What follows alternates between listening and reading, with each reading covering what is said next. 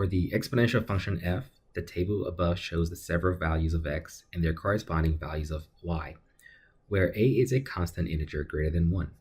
If k is a constant and f of k equals a to the 29th, what is the value of k?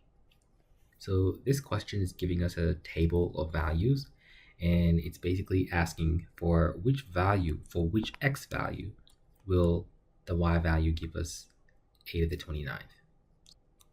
So this is going to be a basic counting question. We'll just keep figuring out at what point we get to a to the 29th power. So what's the pattern? Looks like from 1 to 2, we added 4 to the exponent, added 4 to the exponent. So each time we are adding 4. So 9 plus 4 gives us a to the 13th, plus 4 again gives us a to the 17th, plus 4 again, a to the 21st, plus 4 again, a to the 25th, and plus 4 again, we get to a to the 29th. So x was 4, 5, 6, 7, and 8. So the x value that gives us a to the 29th is 8, and that's it.